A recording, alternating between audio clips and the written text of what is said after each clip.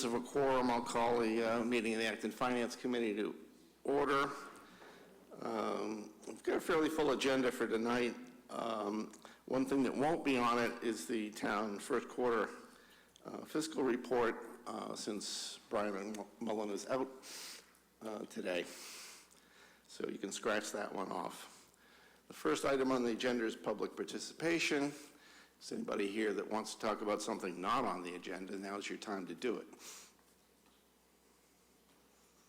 Okay, seeing no one coming forward, we'll move to the next item, presentation by Acton Care.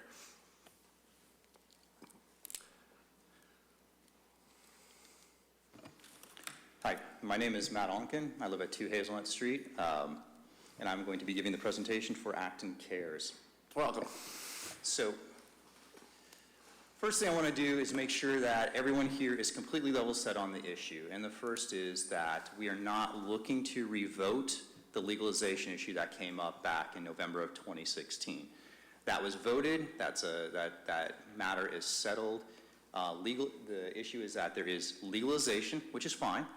That is one where you are allowed to possess, grow, and have marijuana and imbibe in it as much as you want. So that situation is set. However, there is a completely separate issue, which is the commercialization of it, meaning being able to have a recreational marijuana establishment within our community. Those are two separate issues. So it's very similar to saying, hey, alcohol is legal, but you can still have an ability to say we don't want to have a liquor store in Acton. Those are two separate issues. And actually, when you think about it, the whole legalization issue is relatively moot at this point. It's the law of the land. However, what is not is how this impacts the local community in terms of a financial sense. So, again, a couple of things is that we do want to make a distinction. There's a difference between legalization and commercialization. There's also a difference between medicinal marijuana and recreational. Those two are also separate. They are different types of marijuana, they have different strengths, and they also have different paths to going forward with that. We actually are looking for to pass a moratorium and a ballot vote on marijuana establishments within the town of Acton, with the exception of medicinal purposes. So just some quick grounding as well on this is that dispensaries are abundant. There are places all over Massachusetts. But as an idea of what we have going on, Acton, which has a population of 22,000 individuals, has 2 dispensaries already planned for opening in 2018. As contrast, there are, out of all the other places in Massachusetts, the only other places that have 2 dispensaries are Worcester and Quincy. Worcester has a population of almost 200,000 people. Quincy has a population of almost 100,000 people. Acton, 22,000. 2 already. That seems like there's a dissonance there between the size of the population and the service there. And already, as of today, there are 241 registered dispensaries and applicants in Massachusetts, so that means there's a lot of places coming in.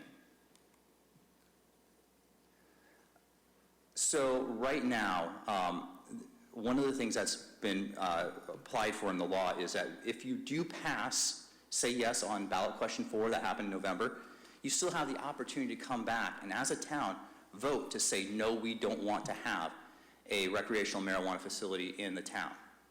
As of now, out of the 351 towns in Massachusetts, 108 or 31% of them have already passed a ban, a moratorium, or zoning restrictions or other limiting actions on this.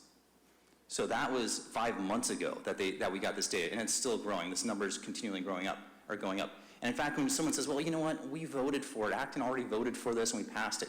Guess what? Out of the ban, out of the 32 people that have banned it, 9 of those communities actually passed or said that question or ballot 4 was acceptable. Because no one really wants to get a kid jammed up because they have a couple ounces of pot. That was the thing. That's why people said yes for legalization.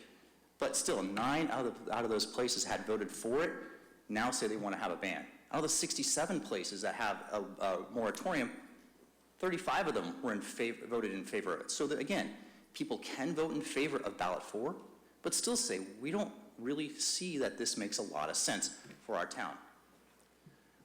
A lot of things also get said about, well, let's be good neighbors, and what do our neighbors have? Well, Foxborough, Stowe, Concord, Carlisle, Littleton, Bedford, Sudbury, Lincoln, and Westford have all instituted a ban or moratorium. If we don't, guess where everyone's coming? Guess where all the people are coming? Acton.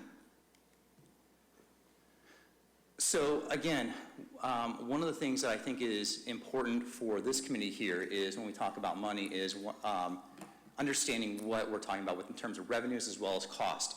A March 2016 report from the Special Senate Committee on Marijuana, which was done by the government, said that tax revenues and fees that would be generated from legal sales may fall short of even covering the full public and social costs, including regulation, enforcement, public health and safety, and substance abuse treatment. Already the state is saying, guess what? This is not a winning proposition. Putting this in here means that we're going to have more cost, and we're not going to get the same amount of revenue out of it. Massachusetts has the second lowest tax rate of recreational marijuana out of all the states out there.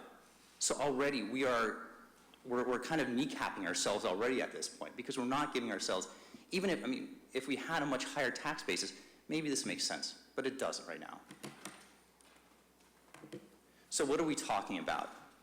So there are two portions of the tax we can have. So Acton as a town can collect at maximum 6%. And that's split into two different taxes. One is a maximum of 3%, which is a local excise tax, which is something that a town can set. I believe, not Lynn, but one of the southern coastal places put in a 2% excise tax on it. So they've already said, we want to attract this type of business. But then you also have a maximum 3% negotiable tax basis for sales tax. So again, at max, you can get 6%.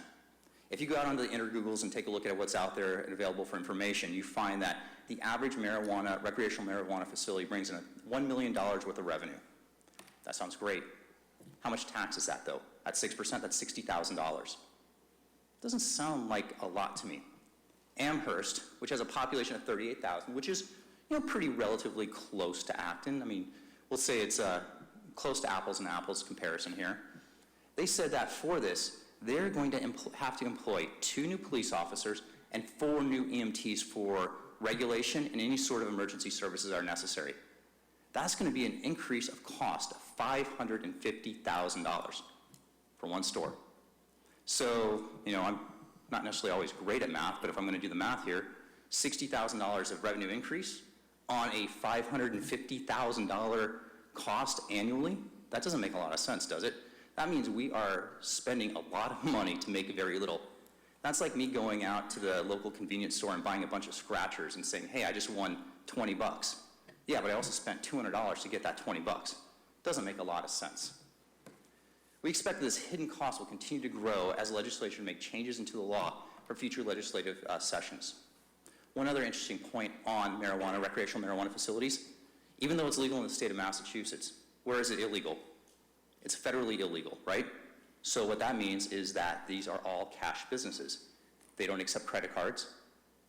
They don't, you can't take your daily receipts or your weekly receipts over to the Bank of America or to Citizens Bank because that's an FDIC-covered bank.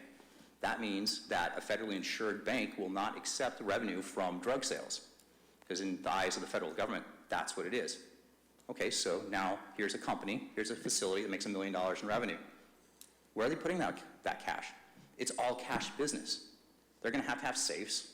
So what happens if people find out about that? People are smart, they can do that. Well, they're going to have to hire people like bodyguards that have guns, that carry guns, that are going to have to protect the money. Or they're going to have to come to our local police and say, guess what? We need additional support. We're going to have patrols over. That it means additional cost for the town of Acton to support $60,000 worth of revenue. Doesn't make a lot of sense. The other thing that's going to impact Acton is traffic.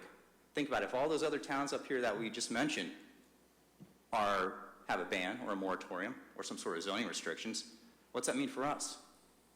Who likes driving at Kelly's Corner at either 8 in the morning or at 5 in the afternoon or when school is letting out? No one. Because that line gets backed up all the way past the 2 if you're trying to turn in any direction or coming from Sudbury into Acton. It stinks. Or the Rotary. The Rotary is terrible. Or even 2A, Gray Road, right? The stretch between the Red Raven stoplight and the stoplight at the CVS is basically one great big long drag strip. People are going in and out. It's difficult to make change or turns or cross that intersection. If we have additional traffic because of that, and by the way, one of those medicinal marijuana facilities is going to be on Great Road. It's going to be, probably about 50 yards away from Buttons and Bows, and it's also going to be 20 yards away from a bus stop.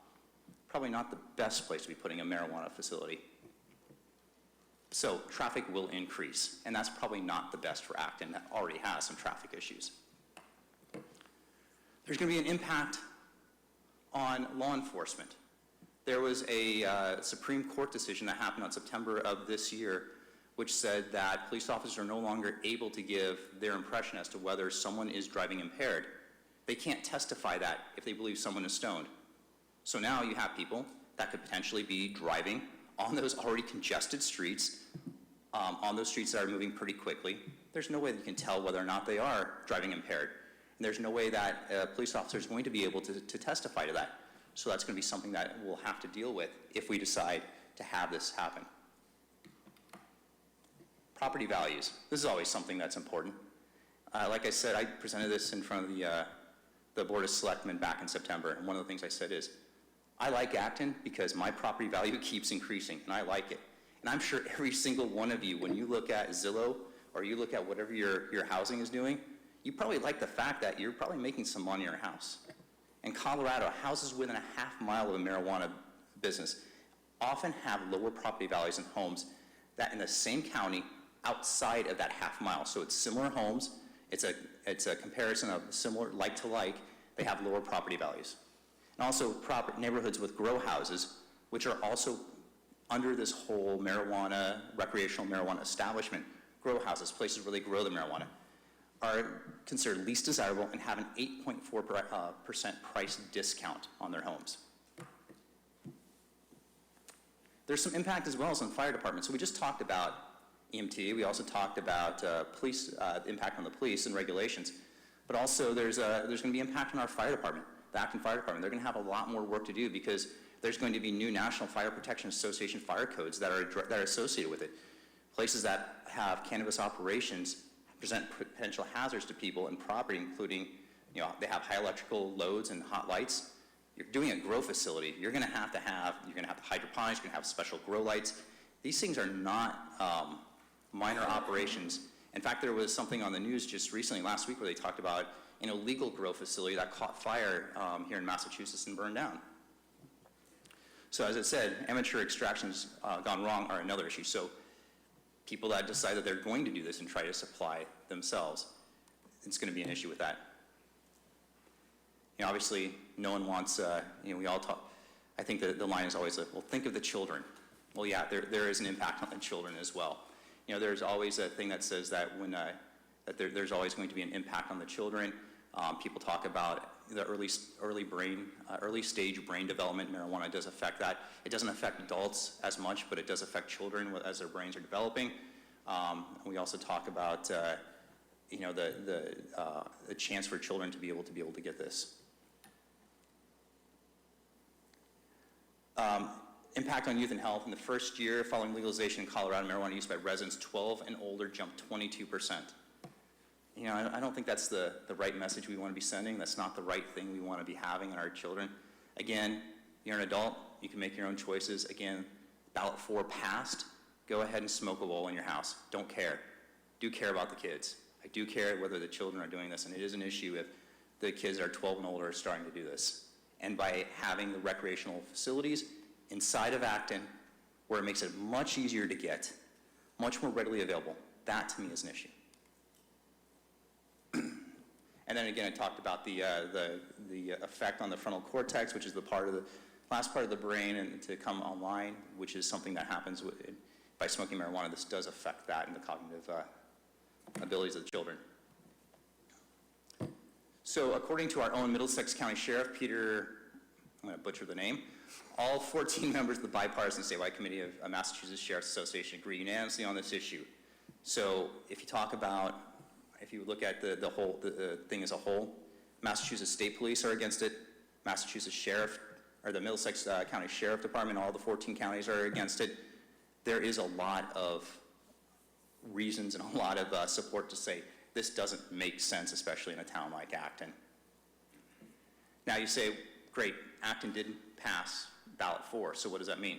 Again, ballot 4 was only for the legalization. And it passed, I think it was a very narrow margin. It was, please don't quote me, but it was something like 50 point something to 49 point something. It was pretty close. We were basically split 50-50 on that. Maybe it was 51 to 48 or 49. So it was still a pretty close vote. 51-47. Okay, thank you. Perfect, thank you. So there you go. Still, I would still say that's pretty darn close. But what we did was, in order to try to validate some of the decisions as to whether people are against or were basically even aware that when they voted yes to legalization, they understood that it opened the floodgate to actually having recreational marijuana facilities. And we did just a 3.5-day survey, August 9th to the 13th. We had 419 responses. 79% of those respondents supported a ban. 3.5 days of just a basic grassroots effort saying, oh my God, what did we get ourselves into kind of thing. We were able to get that good of a response. 77% wanted to help the process out. We then went out and collected another 330 signatures last weekend for citizens, and that was within 2 days. We got another 2 days, got another 330. 72% were in favor of no retail pot establishments.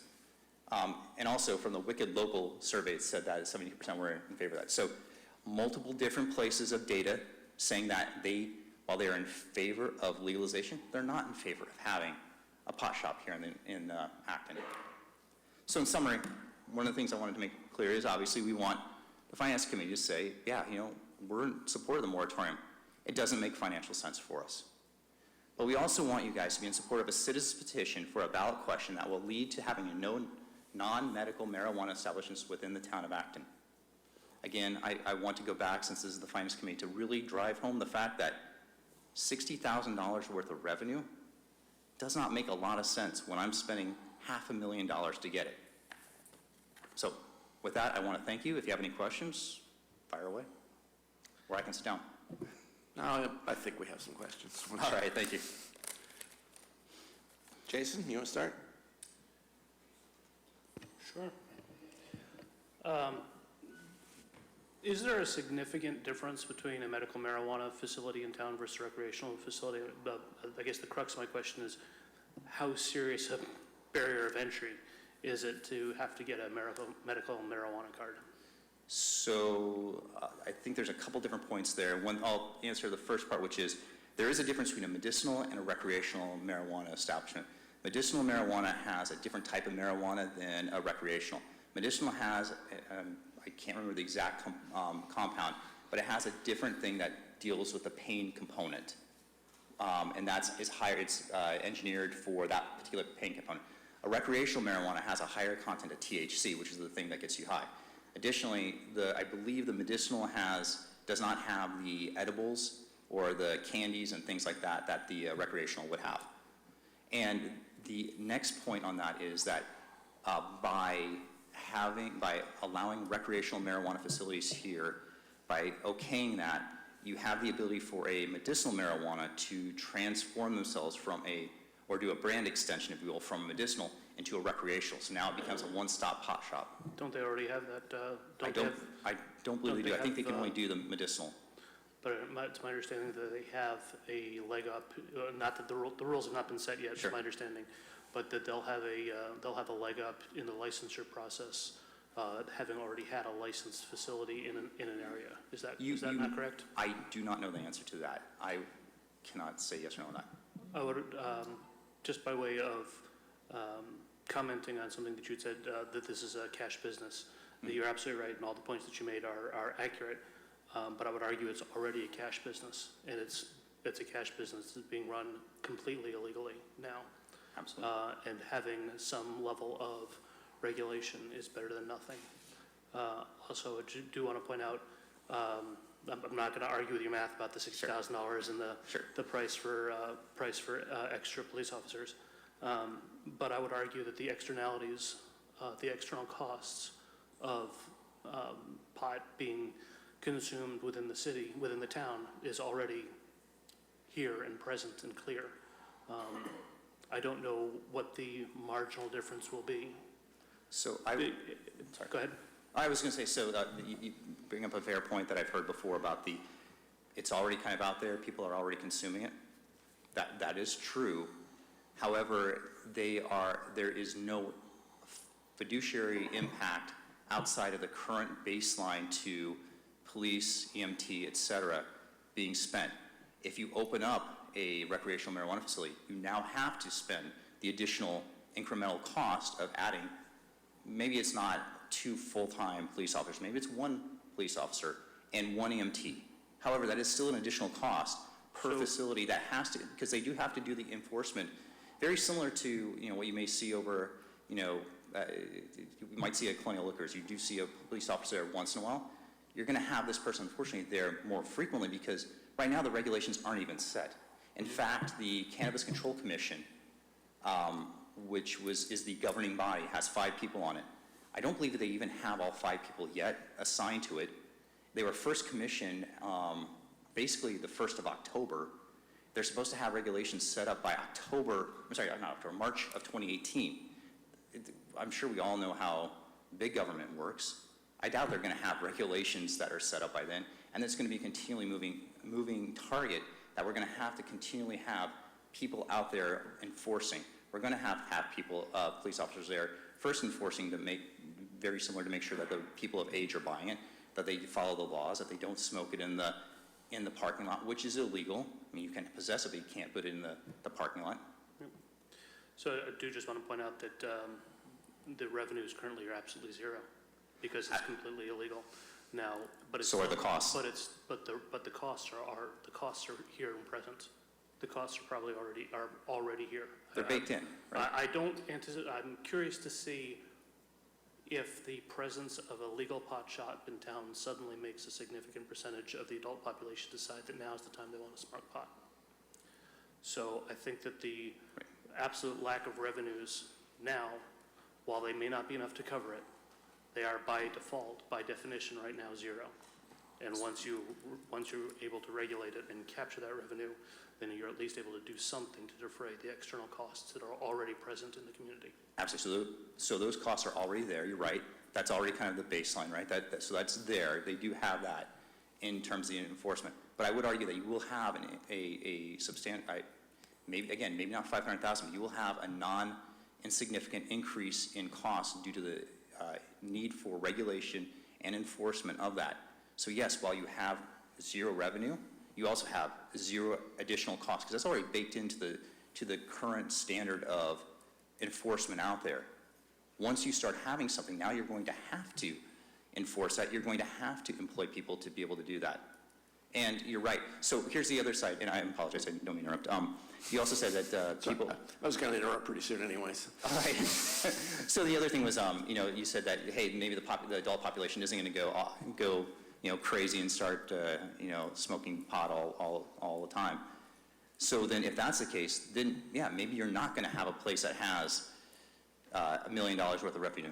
Maybe it's much less. But then that means that your revenue is going to be much less, but you still have to have that base of support, that regulation. You will still have to have those costs. Other questions? Dave?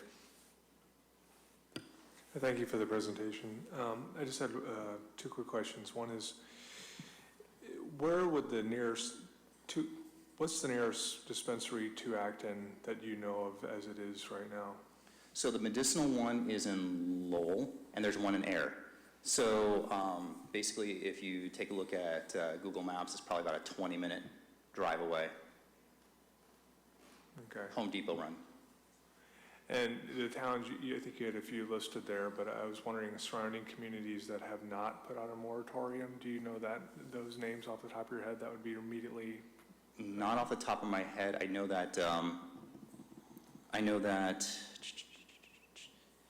Lynn is one that does not. I think that was the one I had mentioned before, one on the south coast. I think, I don't know the rest off the top of my head, but in general, the places that surround us, we are the one beacon, we are the bullseye of people that have done nothing compared to the rest of our neighbors around us. And one thought I had is, well, I don't disagree with your points, Jason. to some extent. I think the traffic sort of rings true is in the strictest sense, I think we need to pick and choose, what sort of businesses you'd want in Acton, and would this business versus another one generating $80,000 to $160,000 in tax revenue be better versus the increased costs of maintaining town roads and all the other stuff that goes with it. And to me, the trade-offs don't necessarily make a whole lot of sense. Is why necessarily have such a controversial thing here that could draw people? Like, for a bad example would be or maybe a comparative example to some extent would be a brewery that's really popular, like a whatever it is, that people come from towns and towns around and come there. It sounds great, but does the tax revenue actually justify the usage of the roads and all the other incidentals? But it's hard to put numbers around that, but it's an interesting thought. And then I guess the other question is more broadly is, it seems like you did a really nice job with the presentation. You've probably done this quite a few times. So I was curious what the opposing argument to your argument typically is. What are the 2 or 3 points they would highlight as why someone would want this business in their town, or why Acton would want this business? You don't have to answer that question. Well, in fairness, I would happily do it, because I did deal with it a little bit, was the will of the people. That's usually what has been said, is the people have voted. They said that it's legal. But again, I think that's a bit short-sighted when you say that there is a definite difference between the legalization, being able to possess, grow, or consume, versus having a place to be able to sell it. Those are 2 separate issues. And I think a way, now this is anecdotal, but when I talked to a lot of people, when they said, yeah, I did vote yes on the ballot question, but when they found out that what it meant was that you now had to opt out of being able to have a recreational facility, like, whoa, I didn't realize that. Most people said, again, it makes sense no one wants to have a 16-year-old kid that has a couple joints on to get busted and have to get arrested and have that on the record. That's not something that people really want. But so that's why they would say, yes, let's vote yes on legalizing it, but not for the commercialization portion of it. So that's really the main point. Christy? I thought you had a very good use of statistics and citations in general, but I'd like to poke into them a little more. You bet. One of the big ones for me was that you pulled up Amherst and said that we are a comparable town. Amherst has UMass Amherst there, which has a huge population, 28,000, and it also has Amherst College. We are a very different population than that. Do you have any idea of enforcement cost increases in more comparable suburban I don't have areas? that. No, we worked with Milford, who went through the same type of issue. So they were a vote for, and they went through and did a ballot, and they opted out. And we worked with them on some of the data, so we got some of the data from them. I don't have a more comparable from that. I don't think those are really very applicable numbers Okay. that you put up there. Just, they must have a much larger police force in general. So you lost me a little. So I would think that the police force, if you have UMass Amherst, I assume like most universities, they have their own police force and they have their own enforcement within that. I know that most colleges have the police force that's associated with them, as opposed to the town, which is, the rest of the time. So I think that the 38,000 dealt with only specifically the town, the actual residents of the town. Okay.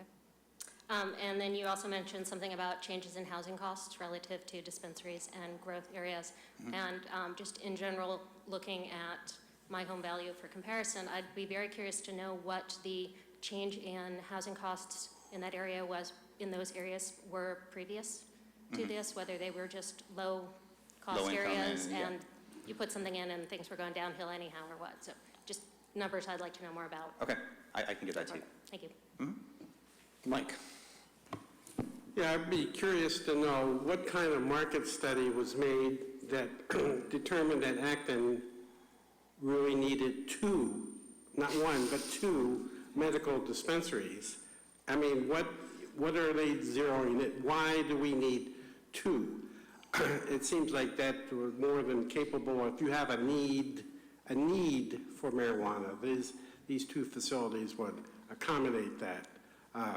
Also on my list of economic priorities, if we're just talking pure economics, a recreational pot shop would not be high on my list. I would love to see a bakery. I'm glad to hear that. Panera. a brew pub, a fancy restaurant, a deli, and a pot shop would probably be down on number 100 on the list of 100. I just think we're talking, I think it's hard to quantify revenue or something that's really a theoretical concept. And just thinking about, based on experience and the concept of unintended consequences, it's, to me, it's absolutely not a good thing, especially since the Cannabis Control Commission won't even have a policy statement or guidelines until next year. I think it'd be foolish for us to do anything until at least we have guidelines in place, and we should really support a moratorium. Just as I said, unintended consequences, and I would be curious, how did we wind up with two medical marijuana? What do they know that we don't know? Something says something about Acton if they figured, we're prime pickings. I wish I could. If you attempt to answer that, it would probably be incrimination. I was going to say, I wish I knew why we needed to. Again, there's a facility in Lowell, there's a facility in Air. I don't necessarily understand the need for two in Acton, especially when, again, Worcester has I think it's 185,000. I rounded up to 200 because it sounded better. And Quincy has, 94,000 people. They have two each. Those are the only two places in all of Massachusetts that have two or more medicinal marijuana places. Why Acton? It makes no sense. Again, your economic needs on this, you're absolutely right. I would echo that. It doesn't make a lot of sense. And I would offer that, I hate to sound too much like a holy roller because I'm not normally, but the pathway to hell is paved with good intentions, right? I mean, we say, again, we pass the law to let people be able to enjoy a recreational use in their own home, by themselves, grow a plant in their backyard if they want to be a plant grower, but it doesn't mean that we need to have these facilities here. Other questions? John? You listed the towns of Boxborough, Stowe, Concord, Carlisle, Littleton, Bedford, Sudbury, Lincoln, and Westford as either having voted a ban, a moratorium, or a zoning restriction. Yes. Which of those towns voted an interim moratorium? I believe, I'm going to look to, where is Angie? What are they? Do I keep going? Would you come up to the microphone, please? Sorry, which one? Angie So in Bellows Farm. So go to the link, and there's a map. Sorry. Keep going. Okay, right here. Yeah. Number 6. Sorry, I have to go back. Can we use the mouse to click on, because there is a map underneath the, if you click that, and there is a list of what's banned, what's moratorium. There's a list of towns listed there. Okay, well, I was asking you of the neighboring communities, the 1, 2, 3, 4, 5, 6, 7, 8, 9 towns, neighboring towns, which of them voted a moratorium? Westford is banned. Westford is banned? Yes, Westford is banned. Boxborough right now is moratorium, and Sudbury and Stowe, I think they are working on their ban, but currently moratorium. Which towns after Boxborough have moratoriums in place? I'm sorry? You have the list. Sudbury has a moratorium? Yeah. How about Bedford? Yeah. Bedford's banned. Okay. My name is Anping Liu. I live in 8 Monument Place. Okay. Okay, we have somebody at the microphone. Okay, so maybe it'll help you. Lincoln, what did they vote? Lincoln moratorium. Moratorium? Yeah. What did Littleton vote? Littleton moratorium. So I checked, we have 7 neighbor towns. So basically, I'm sorry? we have 7 exact neighbor town connected. Well, to you Acton. listed, I think it was 9. What did Carlisle vote? Colorado the moratorium. Concord in March, they did a moratorium. Concord voted a moratorium? Yes. And Stowe Boxborough- voted? Yeah, Boxborough had May 27th, they put a moratorium in the planning board, basically kind of like a regulation. Has Yeah. Boxborough then voted a moratorium They yet? didn't vote, they put. I'm sorry? Boxborough didn't vote, but their planning board put a moratorium in their zoning law. And what did Stowe vote? Stowe is a moratorium. Okay, so of the 9 towns, 1, 2, 3, 4, 5, 6, 7 voted moratoriums, 2, Westford and Bedford voted bans. And one point on that as well is that moratoriums and bans are not mutually exclusive, right? So one of the things is that people are putting moratoriums in first to be able to see what's happening, and a lot of them are then also going along and doing the legislative process to vote on a ban as well. Okay, So that's one of the things, for instance, that we want to do is we want to make sure that, A, we get the moratorium in. We've done a citizens petition to have a vote on a question to do a ban as well. I understand your process. Now, the Cannabis Control Commission is coming out with their regulations sometime in March, April of next year. Correct. Would there be any danger if we adopted the selectman's position of passing the moratorium, waiting for the regulations to come in, and then making an informed decision and putting the question to the voters later in the year? So one of the things I've always said is that Acton doesn't need to be first in everything. We're first in academics and sports and everything else. We don't need to be the first to have a recreational facility here. I would support, and I would love to have. We were the first to the bridge in April 19th, 1765. Okay, so there's another thing we're first in as well. That's But a real again, we first. do not need to be first in this. To take that sports analogy, I don't mind sitting on the sidelines. I don't mind taking a timeout and seeing what's going on. And what would make me happy, and I think a lot of people, is say, hey, let's let other towns go out there, and if they're hell-bent on doing this, let them put it in. Maybe we can then go out and audit them. Say, hey, you guys put it in. How many people did you actually hire? Did you have to hire X number of people? All my question to you was, if we adopted the selectman's position Yep.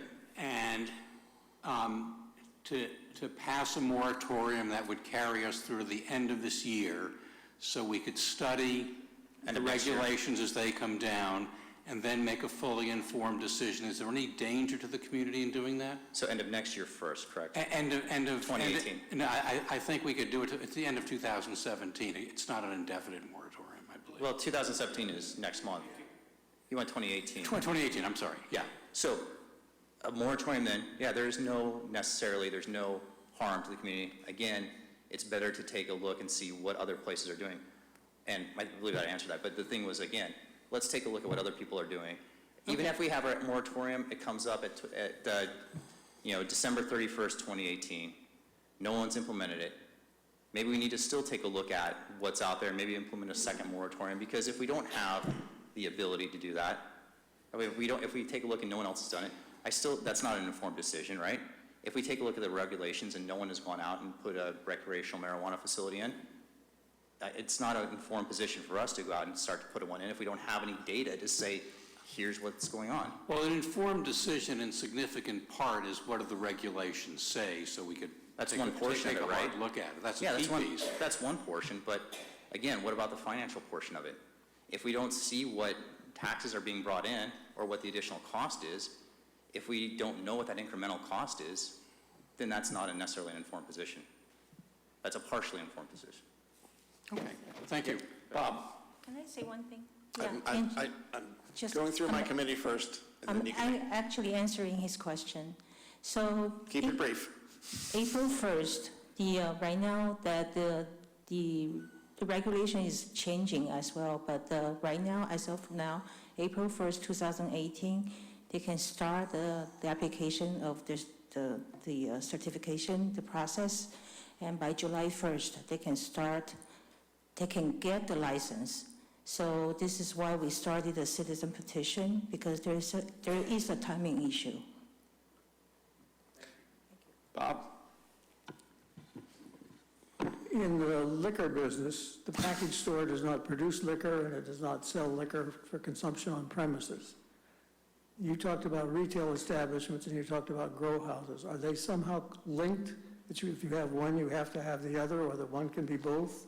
Would the grow house be a farming activity allowed under zoning regulations for farming only?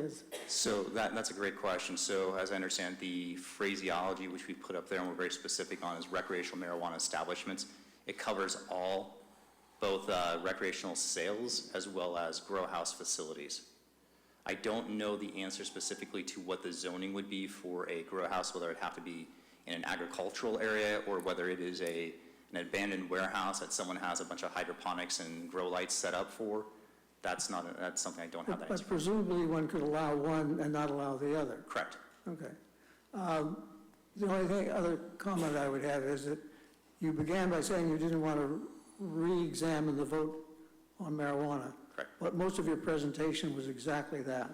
How so? And I think that if you Ask go to how so? town meeting, I would try and avoid that and deal much more directly with facts about what most of your numbers are speculation. They may very well be right. I have no basis for saying they're wrong, but they're based on speculation and not.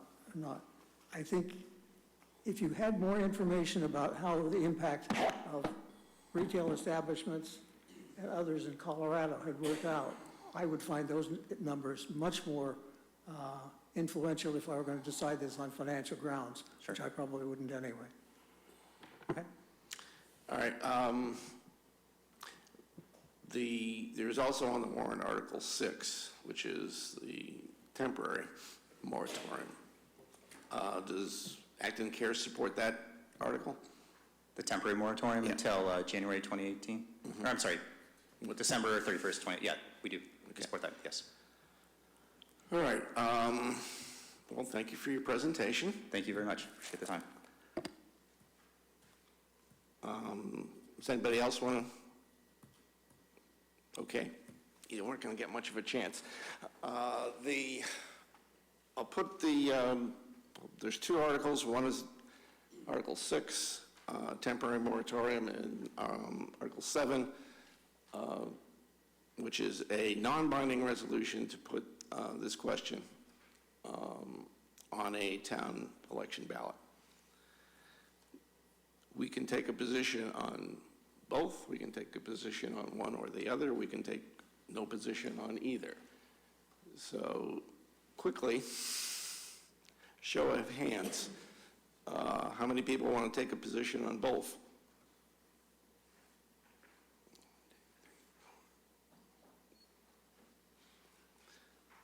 How many want to take a position on Article 6, the temporary moratorium? And how many people want to take a position on Article 7? Okay, we're in for the long haul. Discussion. Jason, they're your articles, so you can start. Thank you. Speaking to Article 6 in particular, I am definitely sympathetic to the concept of we don't know what we're dealing with until the Cannabis Control Commission finalizes the regulations. Article 6, as I understand it, buys us until the end of the year to see what the rules are from the CCC so that we can determine if they're sane or crazy. I am fine with the concept of adopting or recommending Article 6 and buying us more time. Just to speak briefly to Article 7, and then I'll be done taking up my time. I don't see a reason for us at this time to completely say no. I'm sympathetic to John's point of let's see what happens when we actually see the regulations. We may find that the CCC hands out a very small number of licenses and that they're treated like gold by the proprietors with all the appropriate regulations around it that we're comfortable with.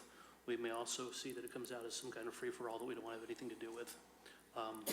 Short of knowing that information, I am not prepared to put a permanent stop to anything. So I'm sympathetic on 6, and I am not sympathetic on 7. Thank you. Other comments? Jeff? I, just on principle, cannot agree to allow something in the town that has no rules. I mean, I think it's presumptuous for us to let a business come into town and we'll figure out later what they're going to be selling and how they're going to be selling it and what the rules are. So if that alone makes me supportive of a temporary ban.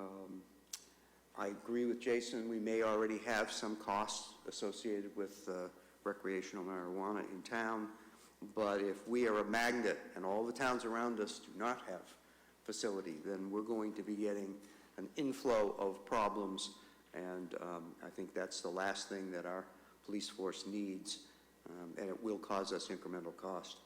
And lastly, it's a hidden cost, but if our valuation of homes within a certain radius of these places drops, then in essence our taxes go up in town relative to how much we raise, and that is unacceptable. So I am, like Jason, very supportive of Article 6 and perhaps would take no position on 7 because it's, you know, overkill for right now. We don't need to say no to something that we don't know as much about, but I'm not as strongly feeling about 7 as I am about 6. Other comments? Dave?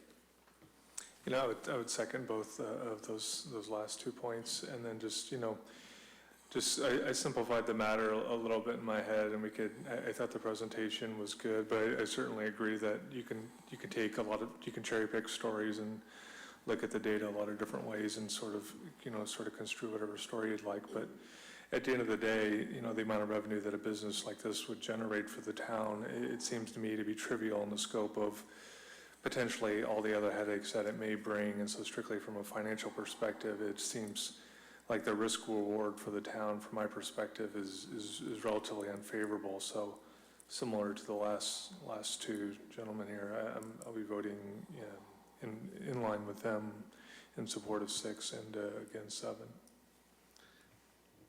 Anybody else? All right, then I'll entertain a motion on Article 6.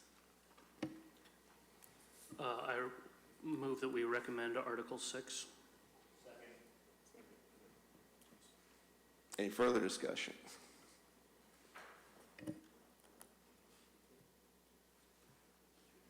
Guess they're huddling. Any further discussion? All right, all in favor of recommending Article 6, say aye. Aye. Opposed? Abstentions? Okay, Article 6 passes. I'll entertain a motion on Article 7. I'd like to move that we take no action on Article 7, or take no opinion on Article 7. Defer. Defer. Is there a second? Who seconded? Rutland? Okay. Discussion. Bob?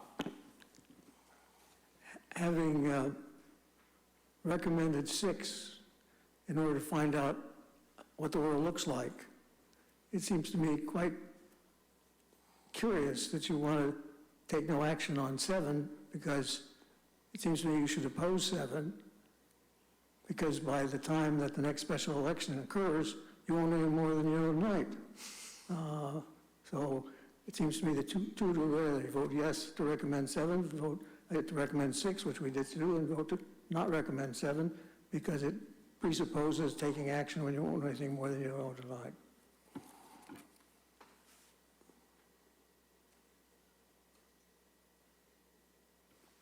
Other comments?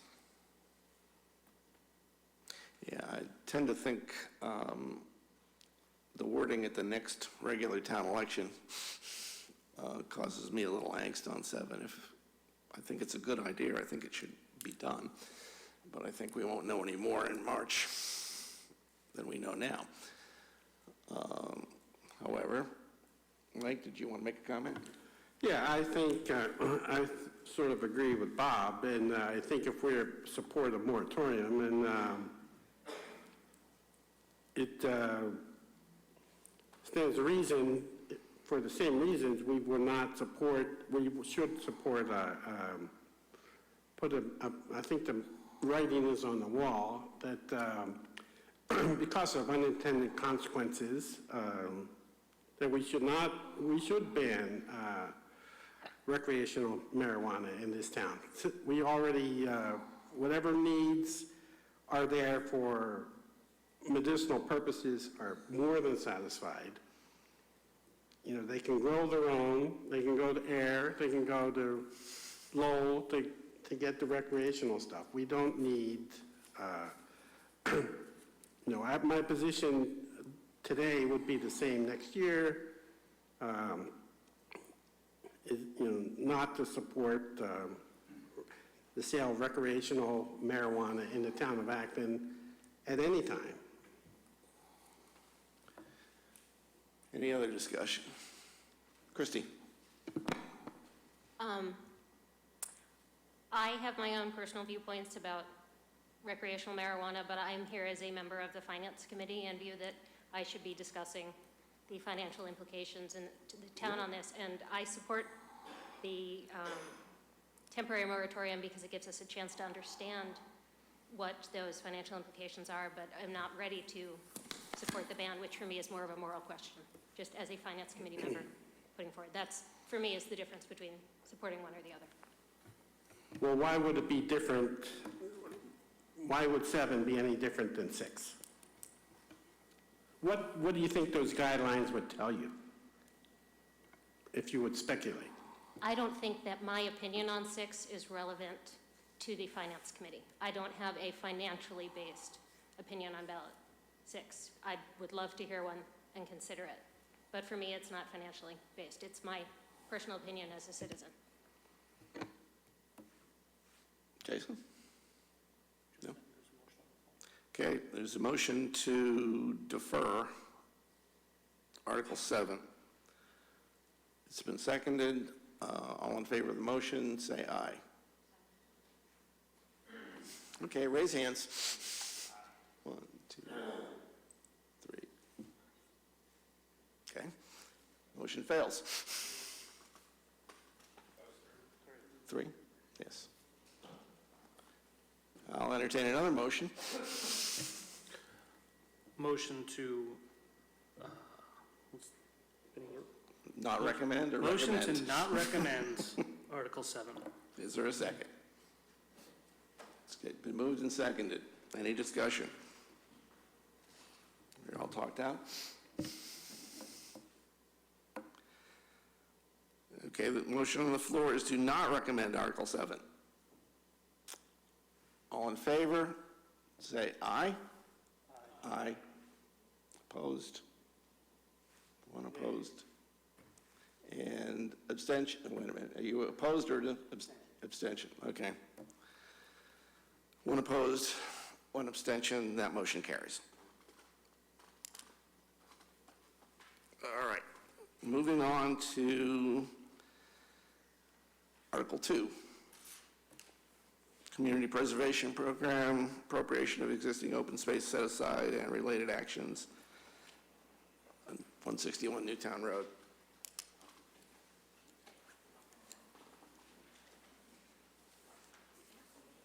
Yeah, wait for the crowd to settle.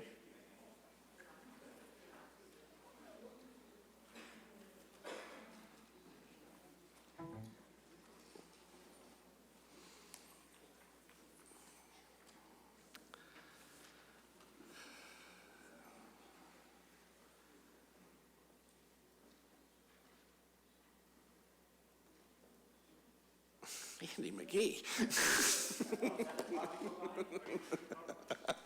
That's a nice piece of property. Right here in front of you. It's, no, I'm not. No, I'm not. And I want to apologize.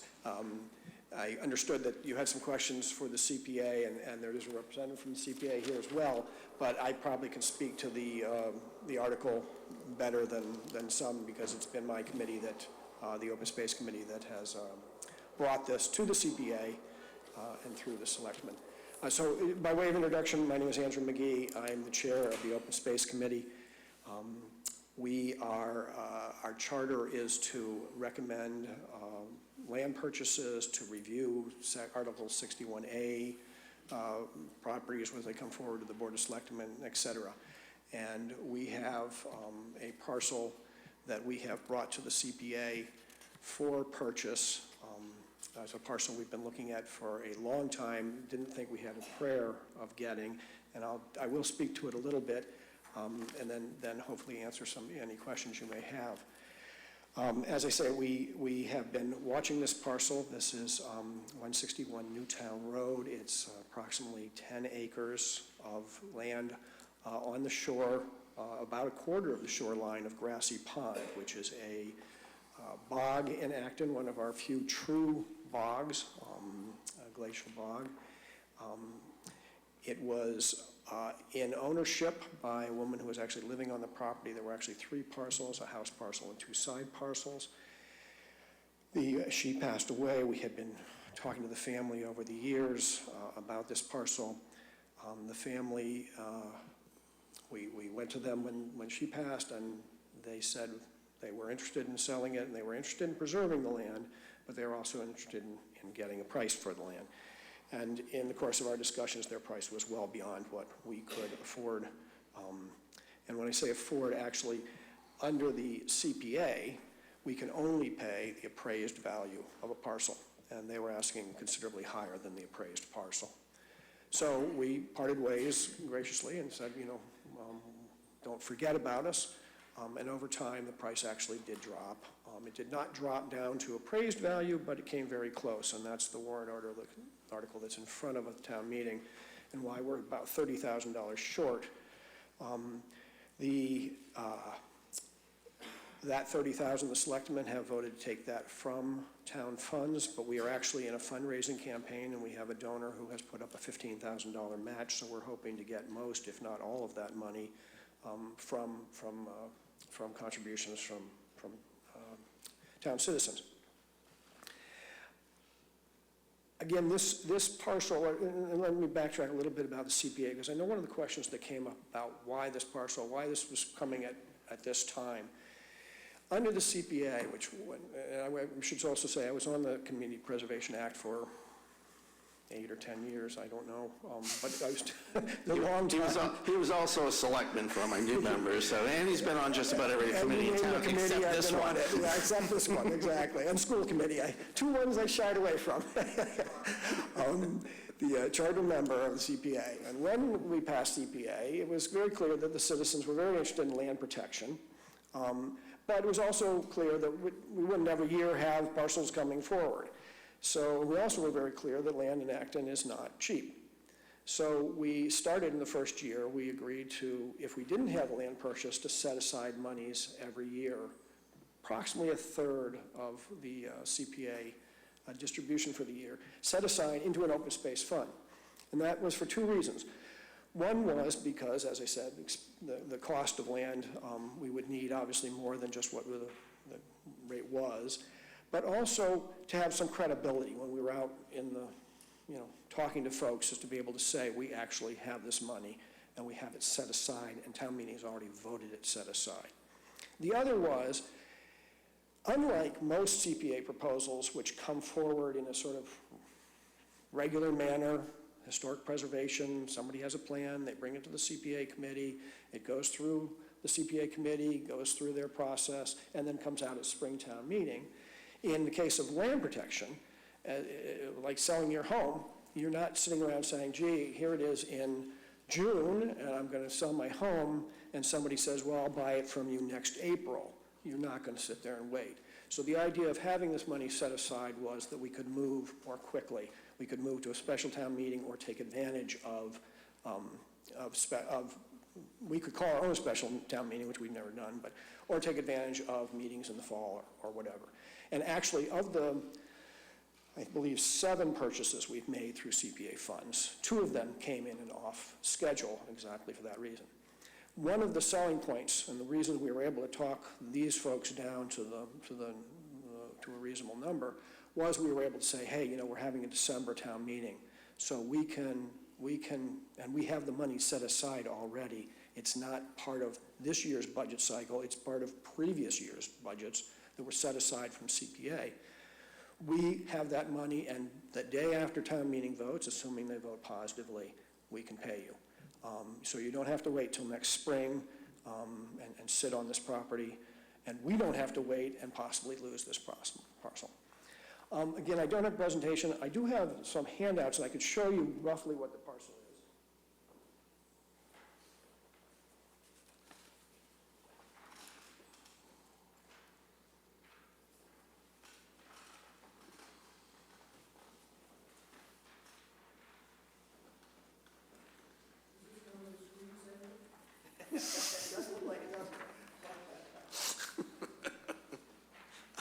Come on, Danny, you're buying more wetlands?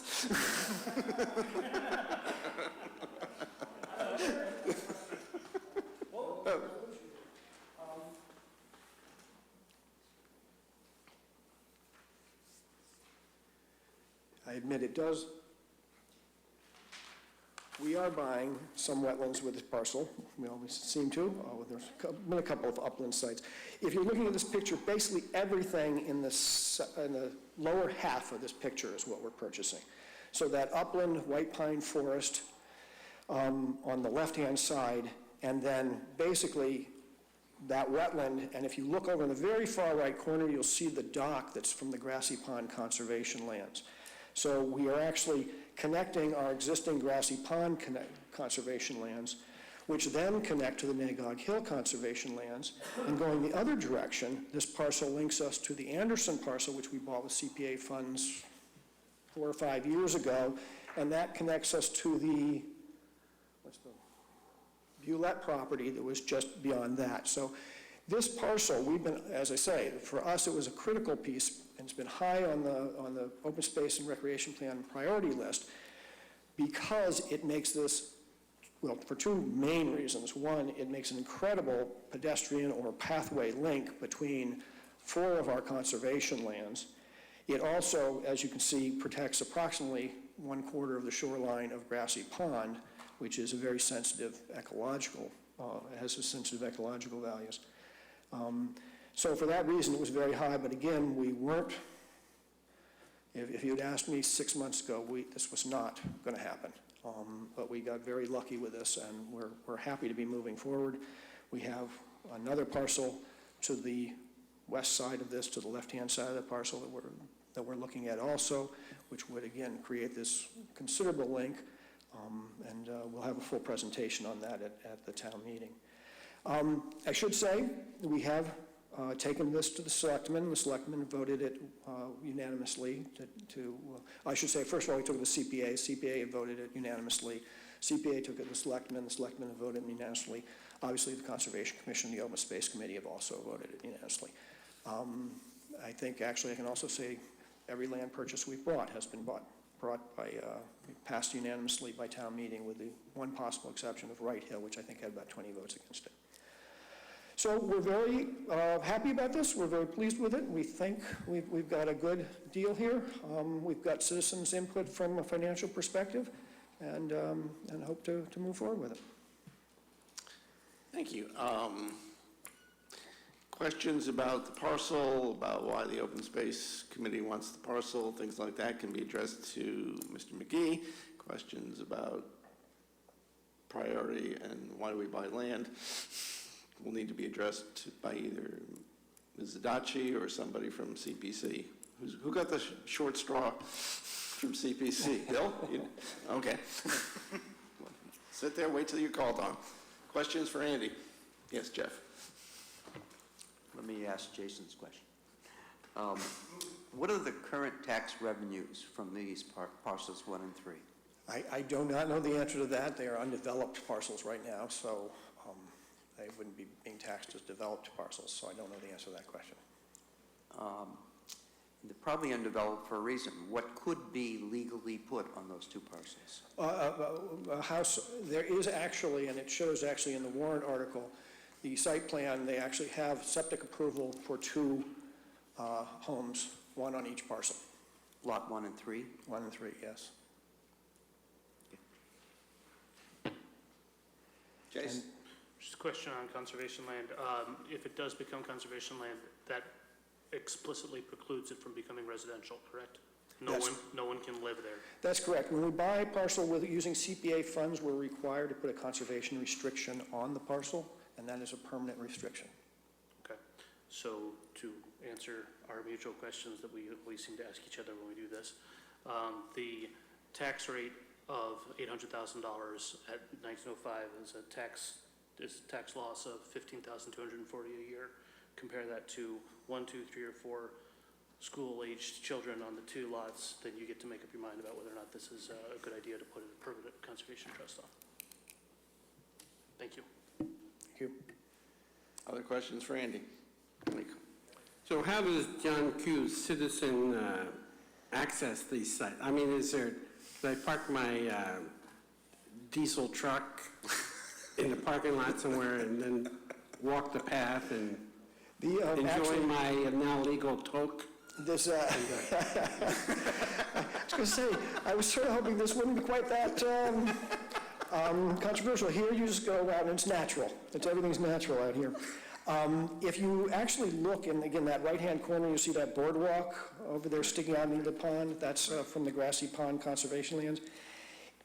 That comes into upland, but as you come back around here, there's actually a boardwalk that crosses this entire wetland. It's quite a beautiful, it's one of the most popular walks in town.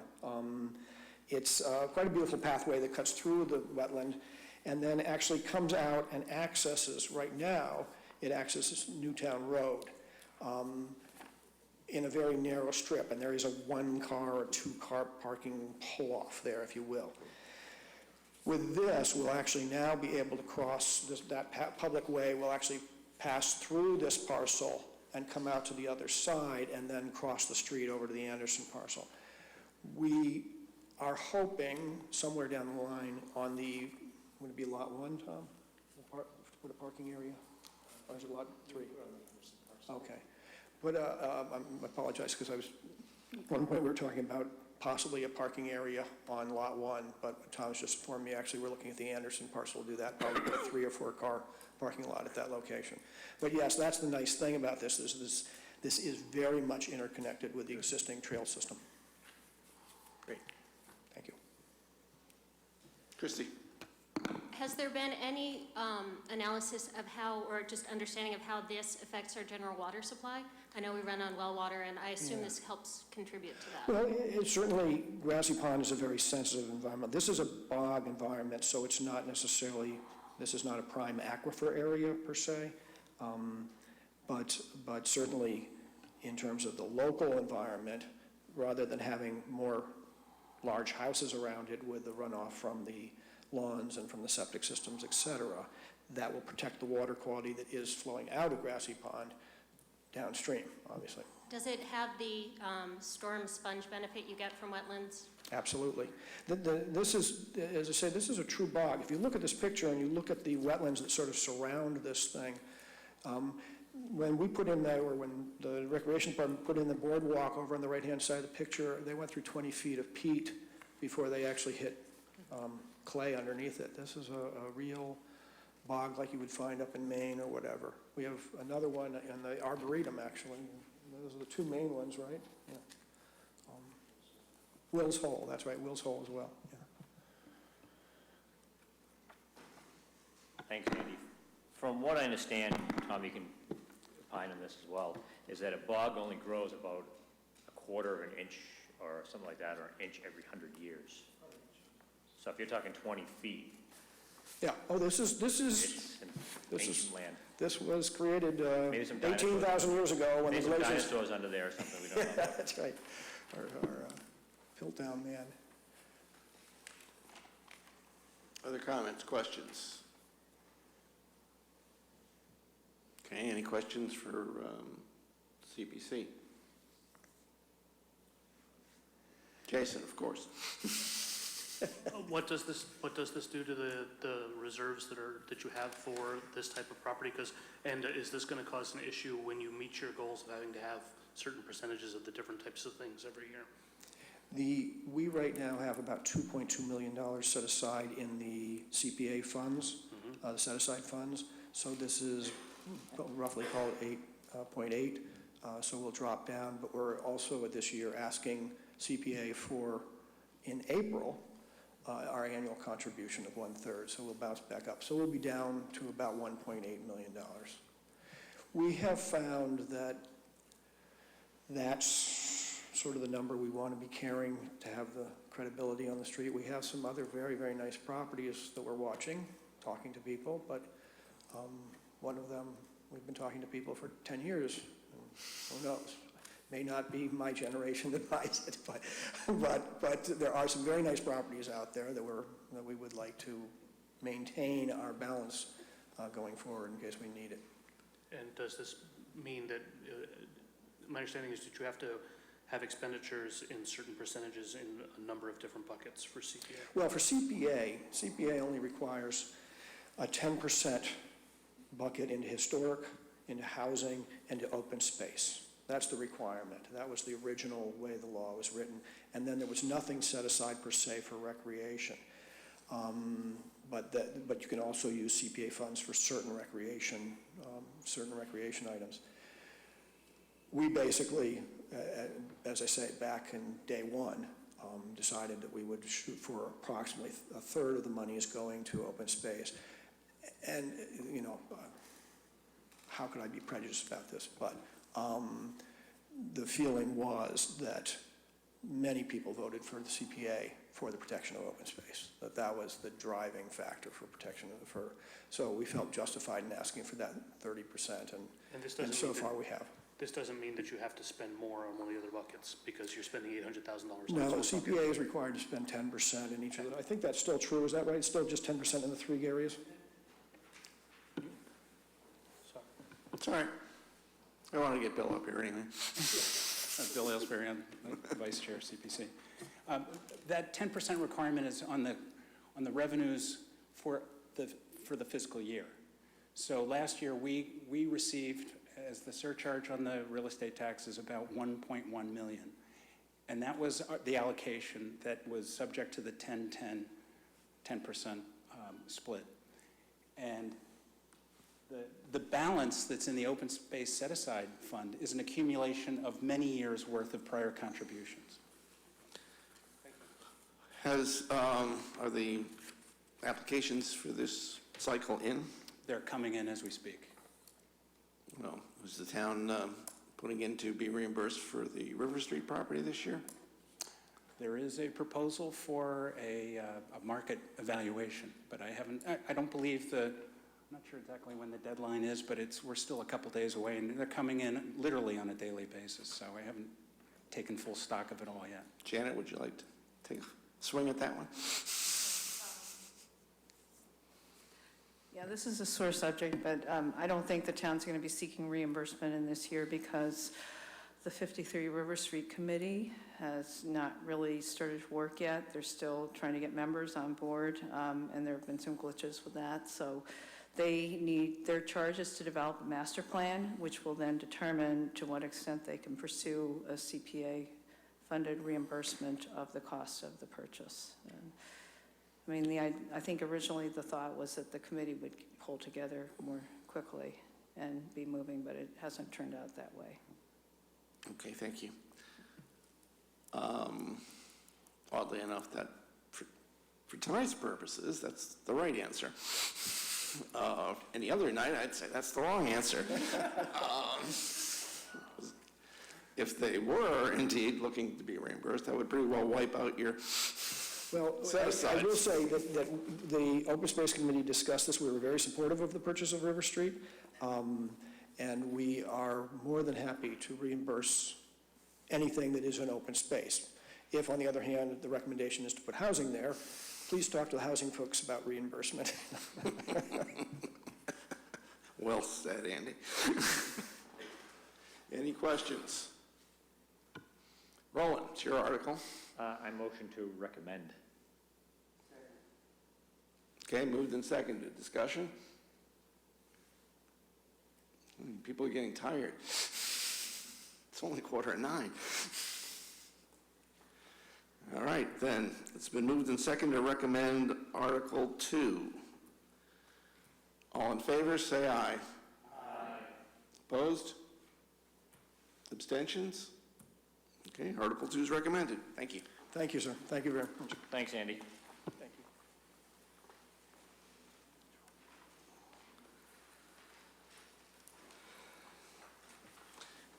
You should all have in front of you a new draft warrant, the significance of which is all the articles have different numbers. I will be working off the new warrant, but if you hear your article being mentioned, regardless of number, pipe in. Article 3 is amend the zoning map, Brookside Shops. That was Mike.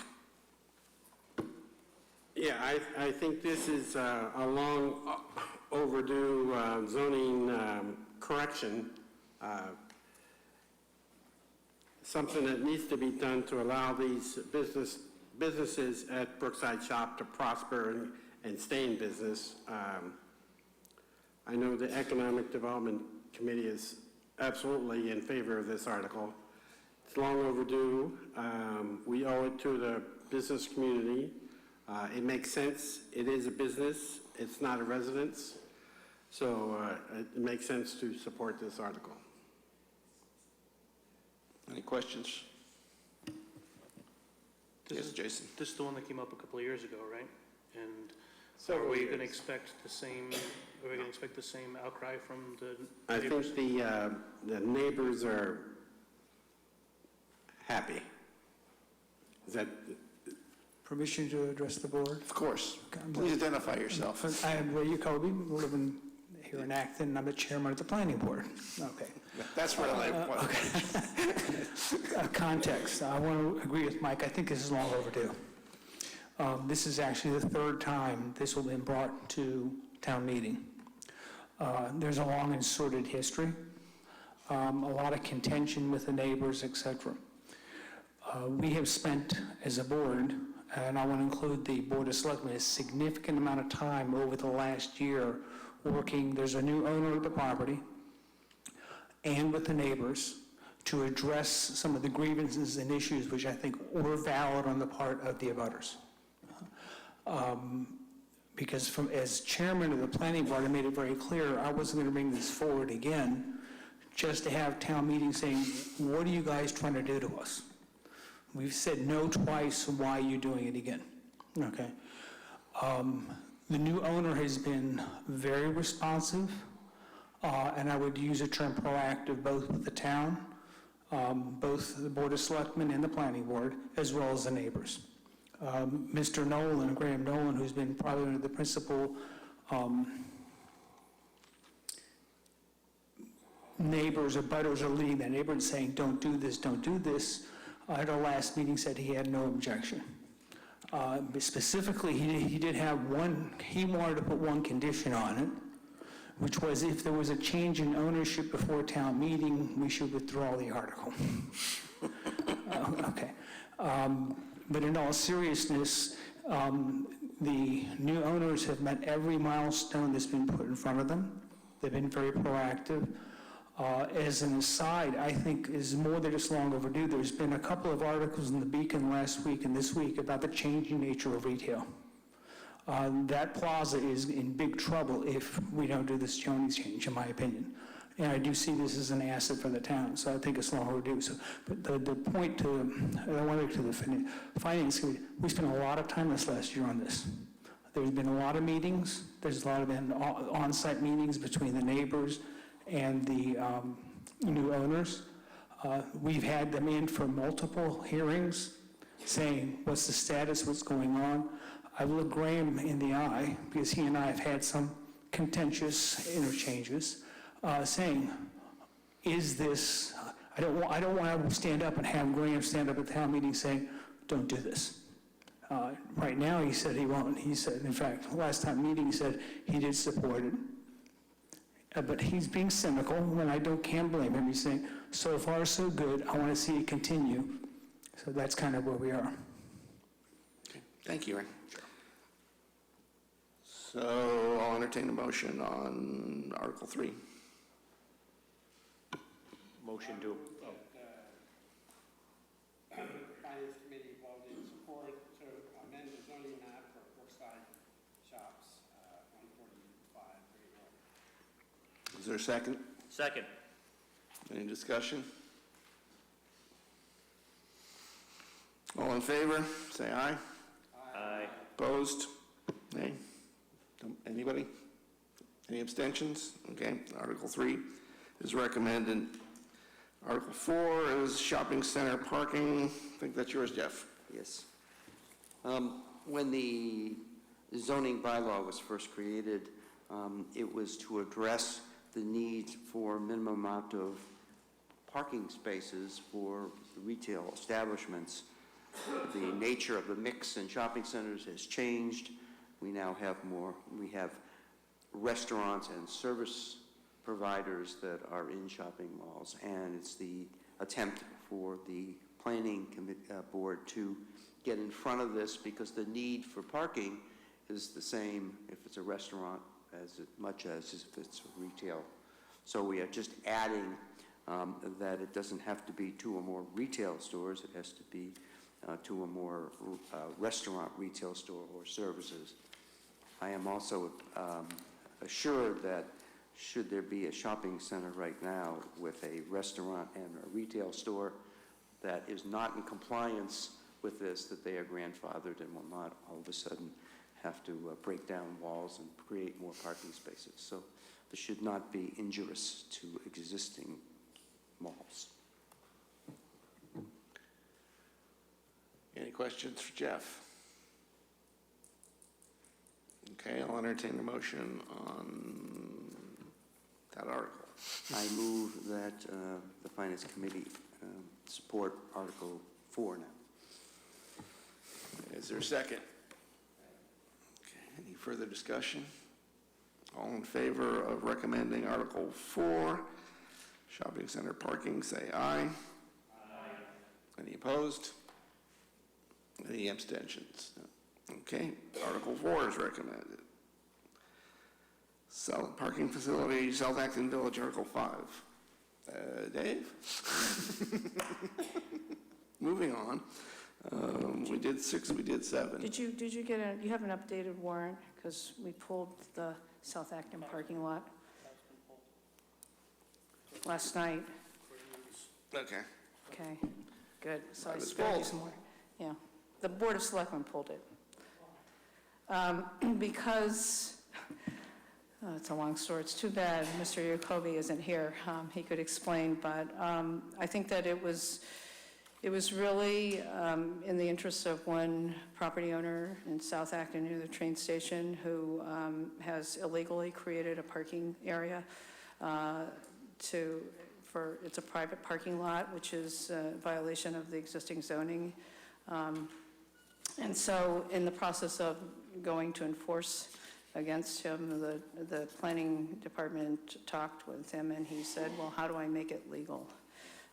And well, you have to amend the zoning bylaw to allow private parking lots. So he went before the planning board. Planning board then scheduled a hearing and said it would be for private parking lots by right, as opposed, and I think that was to attract more attention. So when they had the hearing, there was a suggestion among the people who showed up to make it a special permit private parking lot, and so with that, the planning board made the change and ended up recommending the article. There were people in the audience, including from the South Acton Train Station Advisory Committee and the Historic District Commission, who were not happy with the way the hearing had been conducted. They weren't happy with the proposal.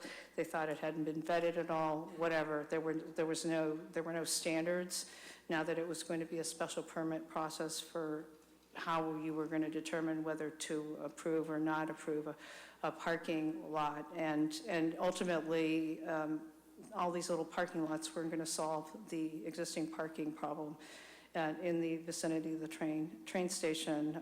It turns out that the planning department did not think that this was a good idea because it sort of doesn't involve a whole lot of planning, and it's sort of sort of hodgepodge approval of parking lots with no big plan, and it would also contravene some of the existing kind of efforts to reduce vehicular traffic in the area, to, make people walk more, to find, use the shuttle and that sort of thing. And ultimately, there is a parking problem in the train station area that needs to be resolved, but it's not going to be solved by having a bunch of little permits for private parking lots here and there in the area. So anyhow, when it came to the board, we were voting our position last night. Mr. Yerkoby said that, frankly, he didn't want to go before town meeting and present an article that the Board of Selectmen had not recommended. And so he said that essentially we would be helping him out if we decided that we had the authority to pull it. Council kind of said that typically when the planning board recommends an article, the Board of Selectmen doesn't pull. But in this instance, we sort of had consensus between the board, or a majority of the board, and the planning board chairman, and so we voted to pull the article. We think it requires a lot more study, analysis of the whole parking problem, and rather than do this little hodgepodge approach, better to have a more comprehensive approach. So, yeah. Okay. Thank you. Dave, you're off the hook. Article 8, Department revolving funds. Christie?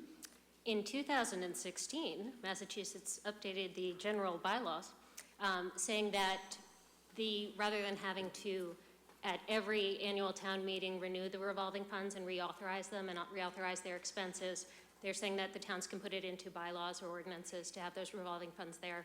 And we would still every year have town meeting approval of the expenditures. This warrant just says that we're going to make that change and put it in the bylaws. This state requires us to do this anyhow. So I don't know why it matters if we have an opinion, but I recommend that we recommend this. And if you'd like, I can move that we recommend it unless anyone has. Well, why don't you just move that we recommend it? I move that we recommend this. Any discussion, any questions? Okay, all in favor of recommending Article 8, say aye. Any opposed? Abstentions? Okay, Article 8 is recommended. Article 9. Is that yours, Christine? This one's pretty straightforward. Massachusetts state law allows animal control officers, police officers, and firefighters to rescue a dog from a hot vehicle. But if it is not in our town bylaws to call out the authority of the Acton control officer, or the animal control officer to do so, it could be illegal for them to rescue the dog. So we just need to put it in our bylaws to cover that incident. And I recommend we do so. Questions? Jeff? I have to ask. Why have you been keeping a dog in a... No. No. If somebody is dying on the street, Yeah. and I help them under the Good Samaritan Act in Massachusetts, I'm held harmless for doing that. If I throw a rock through a window to rescue a dog in a car, am I liable for persecution? Yes. Wow. And that was challenged in the town of Watertown, and they found for the person whose car got broken into.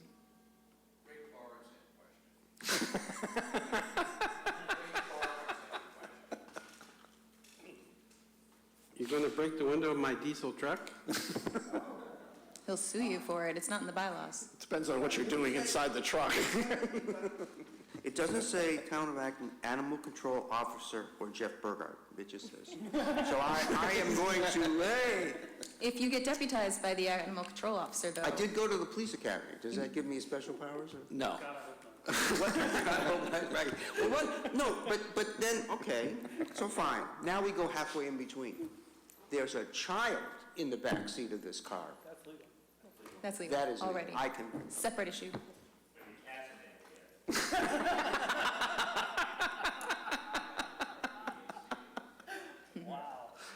Surprisingly, Okay, there's a long list. Chair will entertain a motion. I move that we recommend. Is there a second? I'm not even going to ask about further discussion. All in favor of recommending Article 9, say aye. Aye. Opposed? Nay? Okay, passed. 10 was Tom's, and Tom sent, I think he sent everybody a note saying that he didn't see a real financial impact here, so we should either recommend or defer. Since we haven't deferred on any other, I would entertain a motion to recommend Article 10.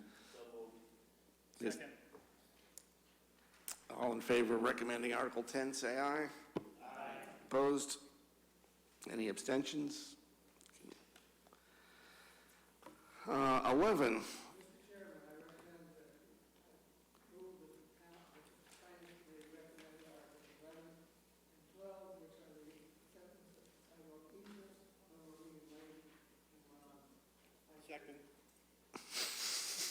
Wait, were you finished? It's been moved and seconded to recommend Article 11 and 12. All in favor, say aye. Aye. Opposed? Abstentions? Okay. Thank you. Would you mind if I read those back, just to make sure we have them all down correctly? Article 1, and I did check the wording and it hasn't changed. Recommend. We recommended Article 1. We recommended Article 2. Article 3, we recommended. 4, we recommended. 5 has been pulled. 6, we recommended. 7, we did not recommend. 8, we recommended. 9, we recommended. 10, 11, and 12, we recommended. Great, thanks. Are we in agreement with the Board of Selectmen? It's been known to happen. Jesus. Broken clock's right twice a day, too, but it's unusual. Okay. Moving on.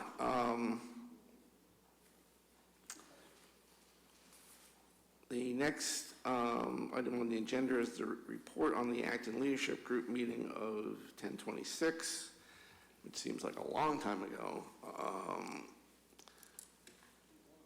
My recollection of the meeting is we had a healthy discussion about reserves and turnbacks, probably the healthiest discussion about reserves and turnbacks that I've had in my tenure on the committee. The net of it was that we were going to re-examine how much is appropriate to budget to cover anticipated turnbacks and unanticipable revenue. We had done a study a few years ago and came up with 1.3, which is why it's the number we stick in there. And we agreed that the number should be updated to see whether it's still appropriate or not. But there was at least a common understanding of why we get so excited about appropriating large amount of reserves, and that it actually does have an impact, that once you appropriate them in a fiscal year, you cannot use them in the next fiscal year.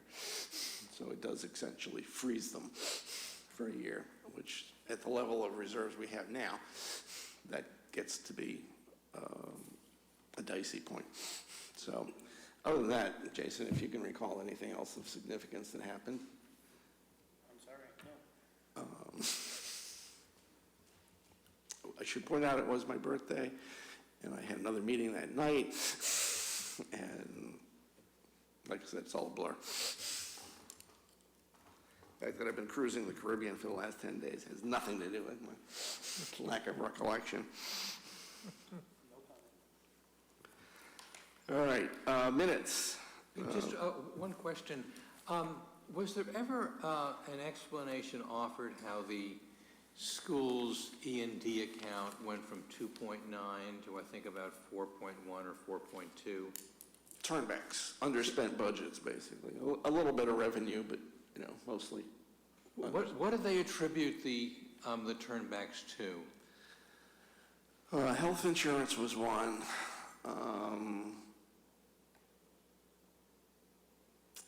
I had a list at one point, but I can't put my finger on it right now, but I'll get you the answer. So that was a good thing. Yeah, no, the schools have been underspending their budget by more than 1% for a few years, and their budget is $70 million today. So, yeah, it piles up quick, $750,000 every year. All right, minutes. I don't know that the 9:26 minutes were approved, so we ought to at least, they've circulated both the minutes for 9:26 and 10:24.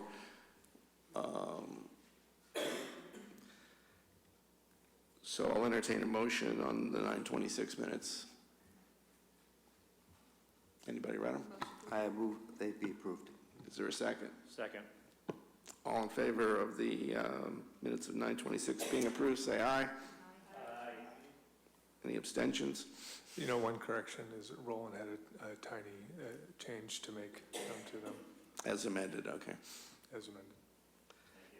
I'll entertain a motion on the minutes of 10:24. Is there a second? All in favor of approving the minutes of 10:24, say aye. Opposed? Abstentions? Okay, committee reports. Who wants to go first? Did anybody go to a committee meeting? School committee. Oh, yeah, school committee. It was long. I ran an hour over, at least. And they really just went over things that we've already discussed. Enrollment is up and pushing at the seams. We got the report from the junior high principal that we have class sizes that are above what we would like to see.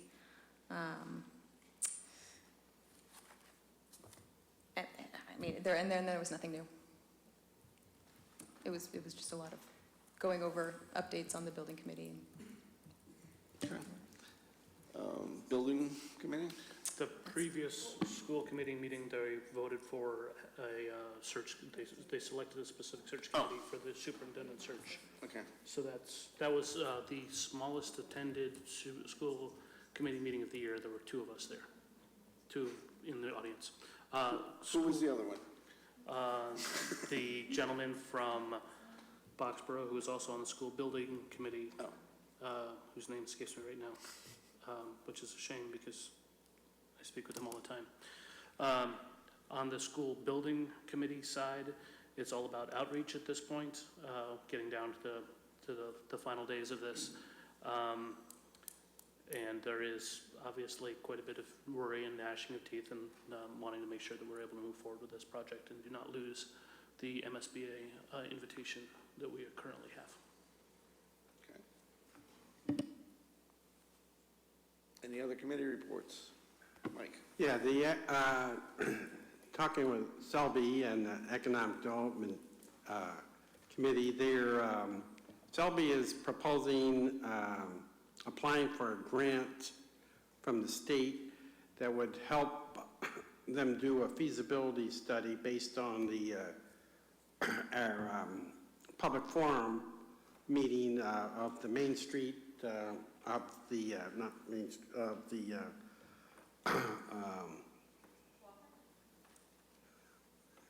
the Main Street planning property, whereas the state would, since we have no money to put this feasibility study, this feasibility study will be, the public had voted in support of like a boutique hotel and some retail business or restaurant or something like that. This grant would help perform a feasibility study to flesh out that, how big of a hotel and things of that nature. He also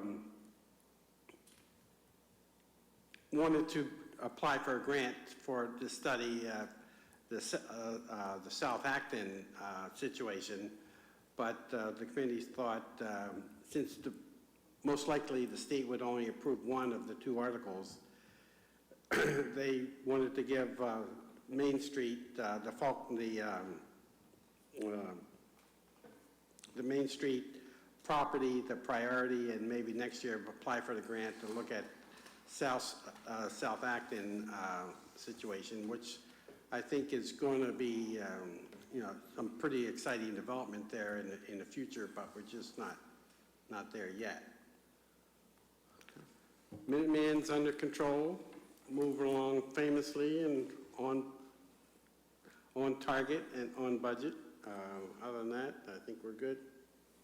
Okay, thanks. Dave?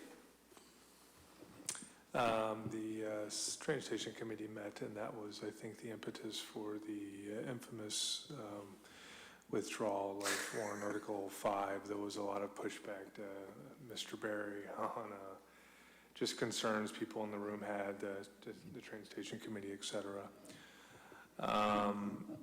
But I did want to just mention a potential financial matter in a more longer-term spirit is the West Acton Sewer Advisory Committee has met several times, and we have been discussing, at least very preliminarily, the cost for what this may entail. And admittedly, the next meeting, we're going to have a lot more detailed discussion around the finances and the betterment fees and so on and so forth. But there was some early discussion regarding potentially spending money on a feasibility study to determine how much what actually would need to go into the construction, and similar to the school design study. So just a heads up that I'll have more details on that likely at the next meeting, once we have our next meeting, and put a little more meat on the bone around what this entails.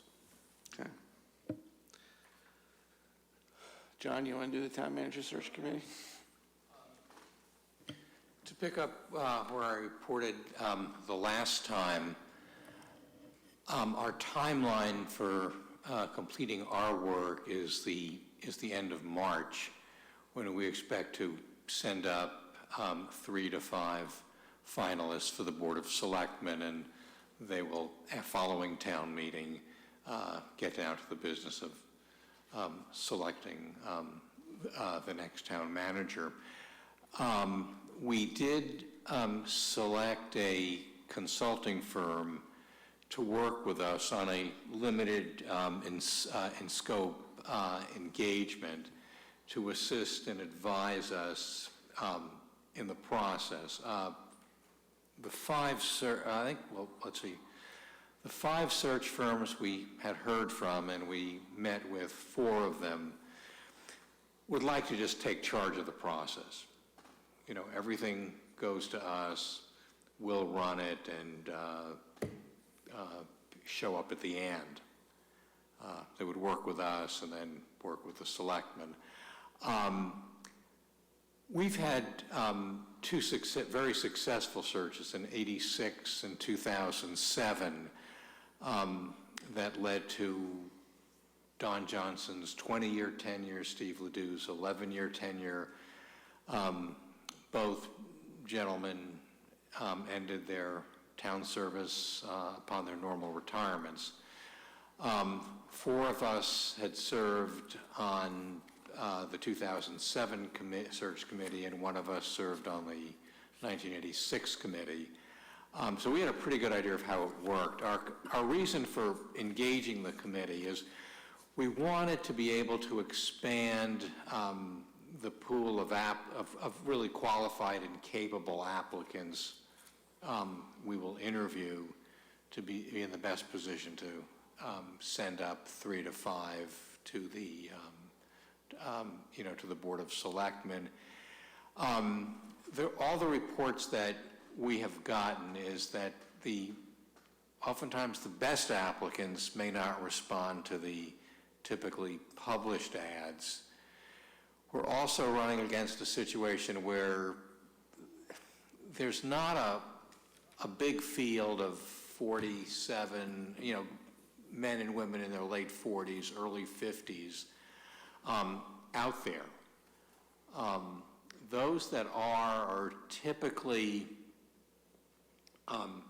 happy and set and in their communities and are kind of unwilling to uproot families and take the risk and, taking on a new position later in the career.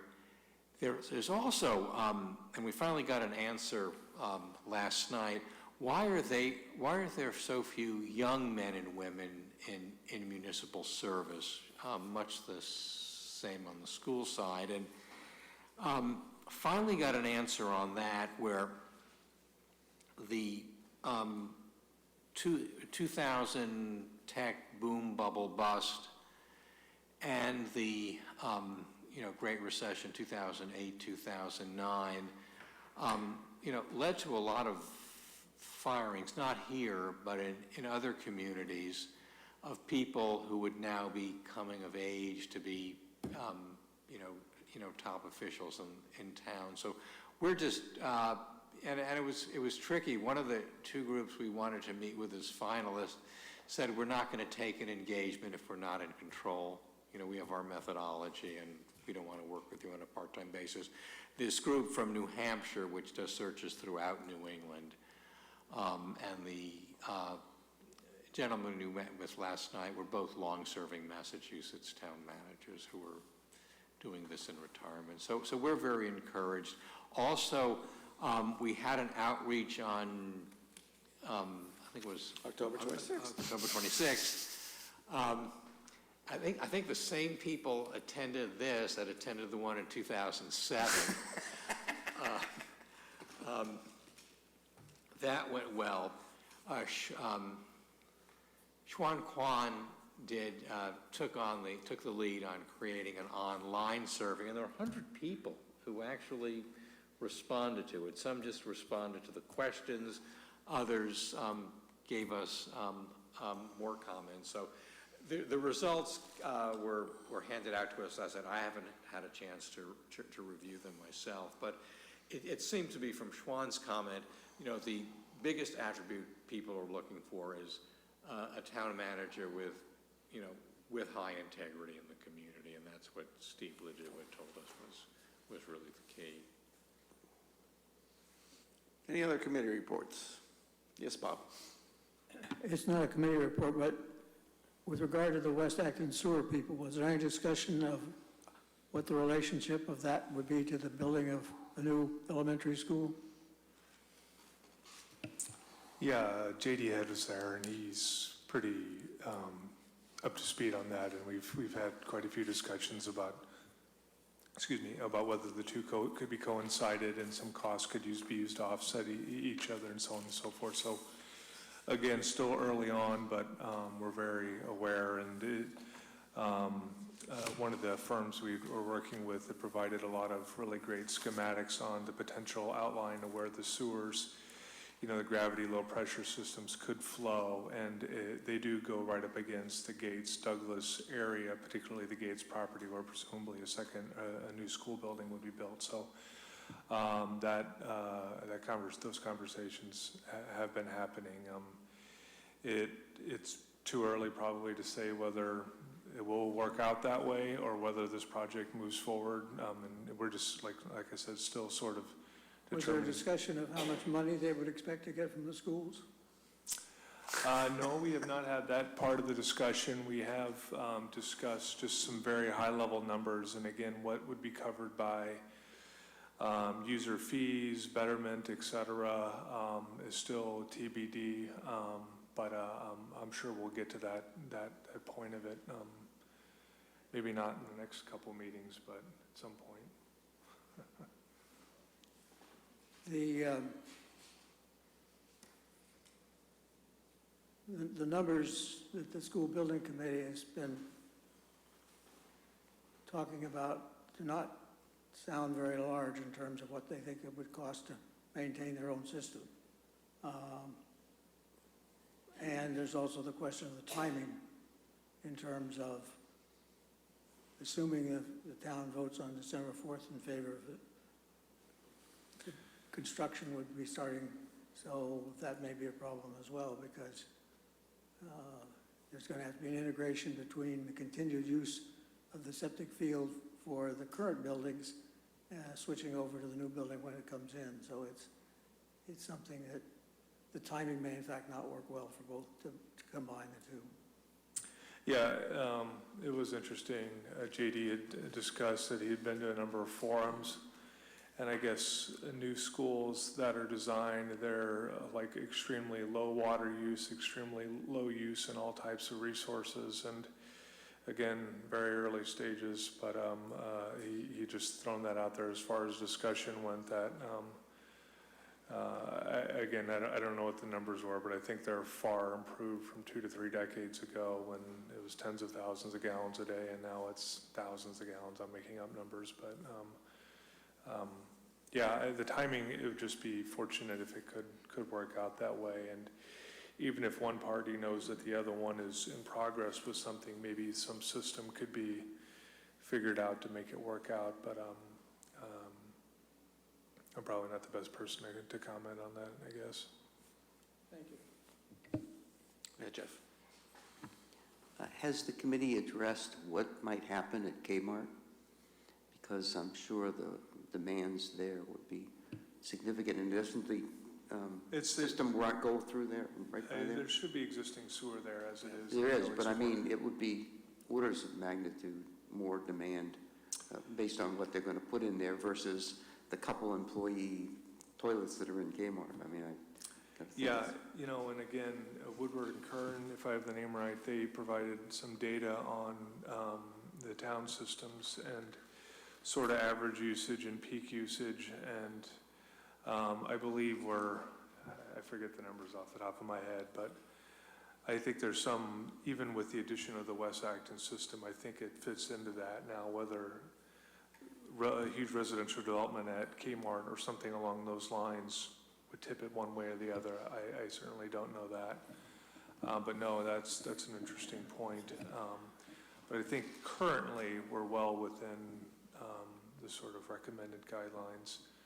And it was interesting. He provided a lot. There's been a lot of interesting data on this project that's really fascinating, and just a lot of like schematics on which septic systems have failed, why they failed around town, which neighborhoods may make the best bets to get hooked up to sewers versus not, and maybe best to discuss offline. But yeah, I'll make sure to make a note that, you know, that Kelly's Corner development, I don't recall what the numbers were around that, but I'm sure they were relatively healthy.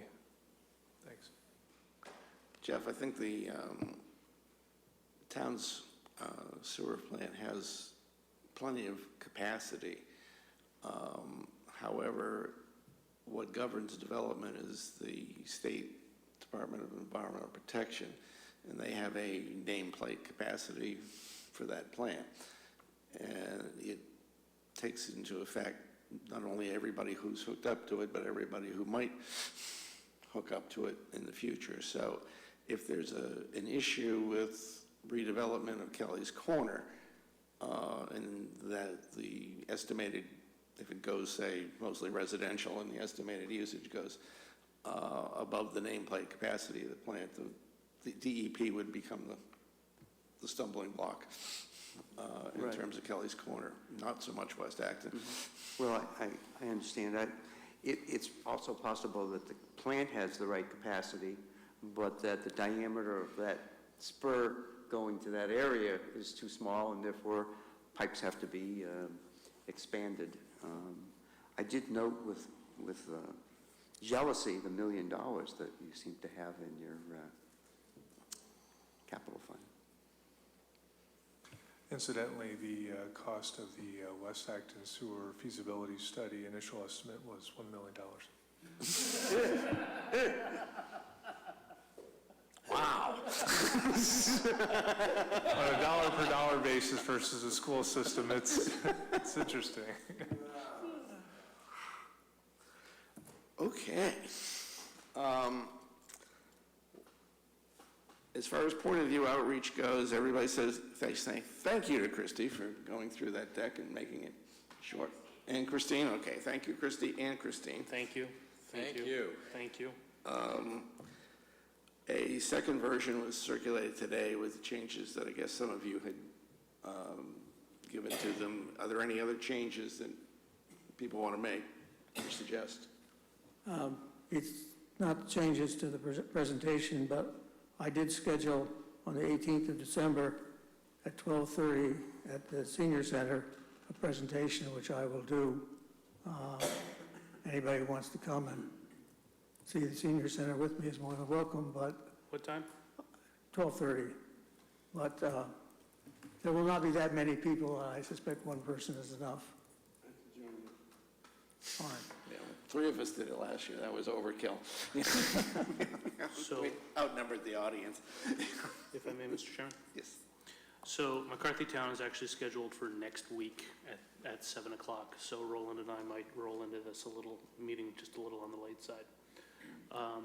I have heard back from all the other schools with potential dates, all of which are in January or March. Conant could be 12/6. I don't know that we want to go on 12/6, 2 days after a special town meeting. We might want to do the January 3rd one. I'm actually going to ask, does anybody who wants to do Conant, do you have a preference between 12/6 or 1/3? First of all, does anybody want to do Conant? I'll go over there. What's that? 1-3, I'll go to Conant. 1/3, okay.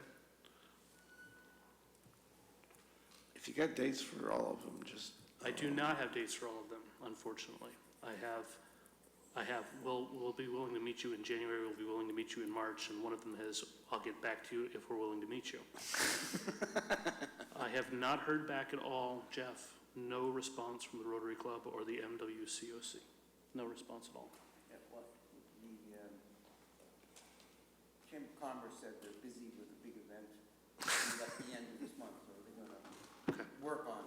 Okay. And the Rotary, I don't know what to tell you, we both sent letters. Okay. So I will get back with the other dates. The near term, the only ones that needed to be done now are McT and Conant, and it looks like we've got that covered, so thank you very much. What time is 1-3? Is that an evening or the? Yeah, we'll get back to you. I will email you.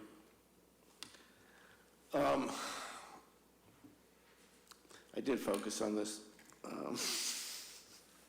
Took a while to get my brain back around 40 degrees and raining.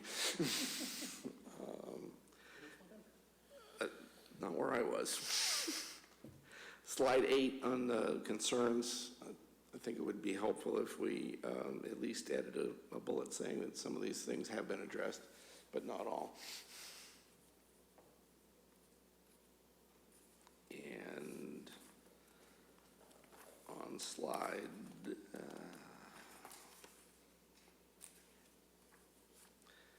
on slide 9, where we say the reserves were depleted in FY19 without an override, I think based on the level of turnbacks that we can safely say that that would be FY20, not FY19. But other than that, it was a very good job. And my public apology for having gone down the wrong route on what was being asked. Christine, you want to say something? Do we need to amend our point of view, our full point of view with the Unless FY20 somebody objects to what change? they're, I mean, with the changes that you saw and I just mentioned, do we want, yeah, let's take a vote. Somebody move that we adopt the abbreviated document as amended. No, the full, Oh. just the FY20 part. Do we want to amend to reflect that? As amended. Yeah. So, somebody make a motion.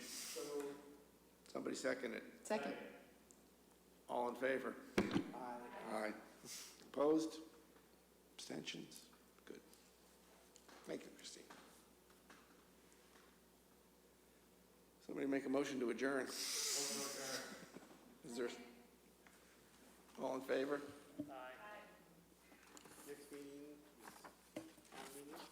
Next meeting is actually November, well, 2 weeks from tonight, right? 28th, something like that.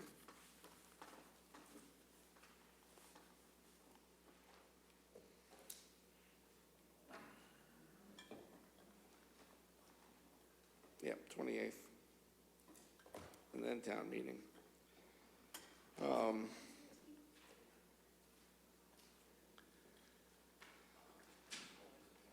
I'll have to work on an agenda for the 28th, 'cause